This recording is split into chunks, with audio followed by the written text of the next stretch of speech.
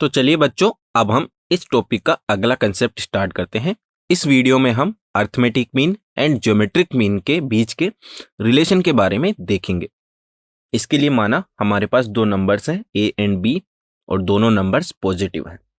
अब यदि हम इन दोनों नंबर्स के बीच में एक और नंबर कैपिटल ए इस प्रकार से इंसर्ट करें कि ये तीनों नंबर्स मिलकर एक अर्थमेटिक प्रोग्रेशन बनाएं, तब जो कैपिटल ए है वह small A and small B का अर्थमेटिक मीन कहलाता है और इसकी value a plus B upon 2 के इक्वल होती है। अब यदि हम इन दोनों नंबर्स के बीच में एक और नंबर कैपिटल जी इस प्रकार से इंसर्ट करें कि ये तीनों numbers a, g and b मिलकर एक ज्योमेट्रिक प्रोग्रेशन बनाएं, तो जो इंसर्ट किया गया नंबर है कैपिटल जी वह a एंड b का ज्योमेट्रिक मीन कहलाता है और इसकी value square root of A B के इक्वल होती है। अब यदि हम a माइनस जी की बात करें तो यह a plus B upon 2 minus square root of A B के इक्वल होगी। जब हम इसमें एलसीएम लेंगे तो हमें कुछ इस प्रकार की इक्वेशन मिल जाएगी। अब यदि हम यहाँ पर देखें तो हम a को लिख सकते हैं स्क्वायर रूट ऑफ a का होल स्क्वायर एंड b को लिख सकते हैं स्क्वायर रूट ऑफ b का होल स्क्वायर।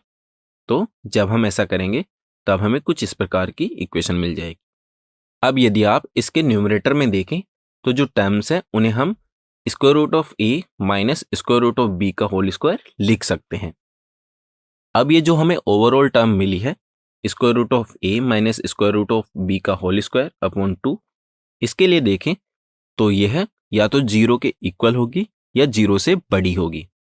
तो यहाँ से हम कह सकते हैं कि यदि हम किन्हीं दो नंबर्स के arithmetic mean and geometric mean का जो डिफरेंस है वो फाइंड करें तो जो वैल्यू हमें मिलेगी वह या तो 0 के इक्वल होगी या 0 से बड़ी होगी।